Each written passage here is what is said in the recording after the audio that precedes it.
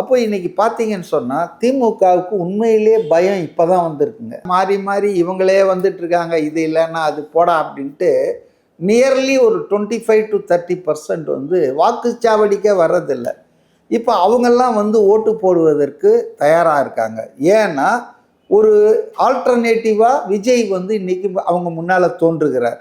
அப்போ இன்னைக்கு பார்த்தீங்கன்னு சொன்னால் திமுகவுக்கு உண்மையிலேயே பயம் இப்போ தான் வந்திருக்குங்க. அவங்க ரொம்ப இதுவாக தான் இருந்தாங்க, அதாவது ரொம்ப தெம்பாக இருந்தாங்க.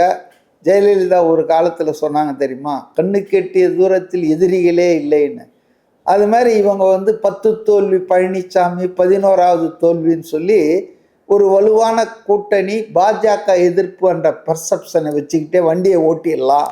மைனாரிட்டி ஓட்டு, தலித் ஓட்டு, இஸ்லாமியர்கள், கிறிஸ்துவர்கள் இவங்க ஓட்டெல்லாம் சிந்தாமல் சிதறாமல் அப்படியே அள்ளிக்கலாம். அது ஒரு 28-30% இருக்குங்க. ஸோ வெற்றி நிச்சயம்தான் இருந்தாங்க. அதனால தான் பார்த்தீங்கன்னா ஒரு கட்டம் வரைக்கும் அவங்க எவ்வளோ கான்ஃபிடென்ஸாக இருந்தாங்கன்னா, அடா விடுங்க விஜயெல்லாம் எங்களுக்கு ஒரு பொருட்டே இல்லைங்க, 2026 31, 36 வரையில் இனி காருள்ள வரையும் பாருள்ள வரையும் திமுக ஆட்சி தான் தொடரும்லாம் சொன்னாங்க. ஆனால் அப்படி சொன்னவங்க வந்து விஜய் வந்து அரசியல் பயணம் மக்கள் சந்திப்பெல்லாம் நடத்தினதுக்கு மக்களிடையே கிடைச்ச தானாக சேர்ந்த கூட்டம்னு ஒன்று இருக்குல்ல, அது வந்து அவங்கள ரொம்ப பயமுறுத்திடுச்சு.